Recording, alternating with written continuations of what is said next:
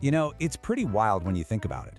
How can we possibly know the age of something ancient? It almost feels like magic, right? But the secret isn't some sci-fi time machine. It's a clock. A tiny atomic clock that's literally built into every single living thing.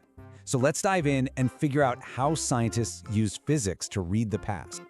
Okay, so picture this. An archaeologist is deep in some cave, carefully, painstakingly brushing dirt away from a human skeleton. There's no tombstone, no name, no records of any kind. It's just bone.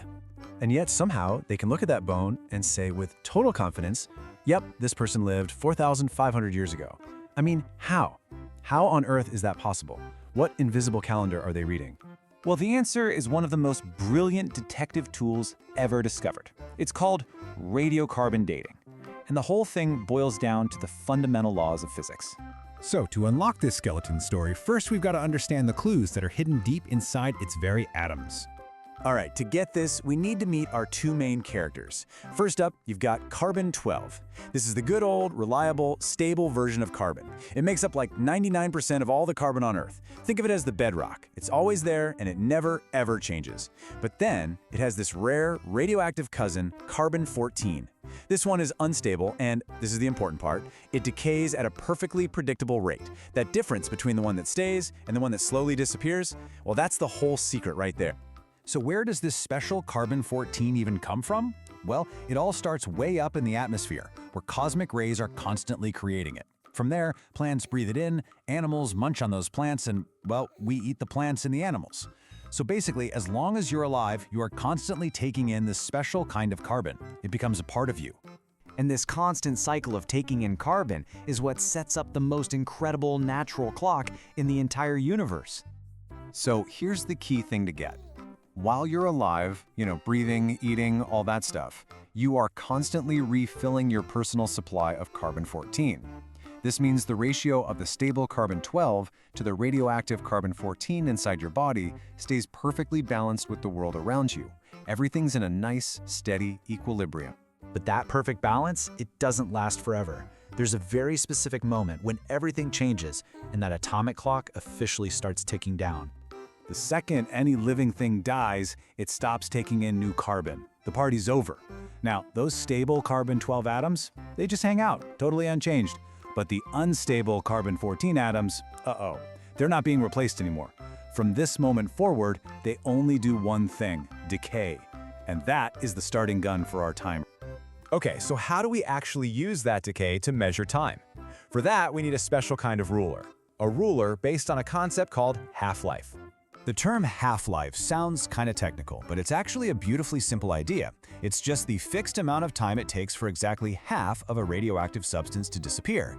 And it's not a straight line down, it's exponential. It loses half, then it loses half of what's left, and then half of that, and on and on. And because it's so predictable, it makes for an unbelievably reliable way to measure deep time.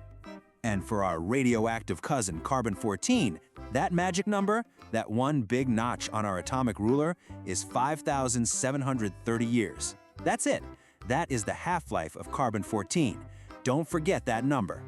So let's see how that ruler works. The moment our ancient skeleton died, it had 100% of its carbon-14. Fast forward exactly 5,730 years, that's one half-life, and boom, only 50% is left. Wait another 5,730 years, and you have it again, leaving just 25%. So, by measuring the ratio of the steady C12 to the disappearing C14, scientists can just count how many half-lives have passed and work backwards to find a super precise date of death. But as incredible as this method is, the atomic clock isn't perfect. It definitely has its limits. See, after about 10 half-lives, which is around 50,000 years or so, there's just so little carbon-14 left that it's almost impossible to measure accurately.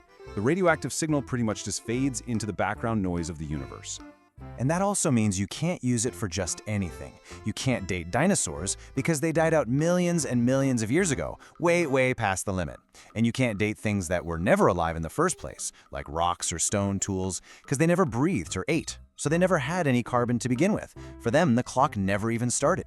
But even with those limits, what this tool allows us to do is, well, it's nothing short of revolutionary. It lets us read our own history on a scale we could never, ever have accessed otherwise. I think this quote just nails it perfectly. Think about it. By counting the atoms that are gone, we can figure out the story of what happened. We can literally piece together the timeline of ancient civilizations, all from these atomic ghosts. It's really an incredible thought, isn't it? This whole rich story of an ancient person was unlocked just by looking at the ratio of two types of atoms.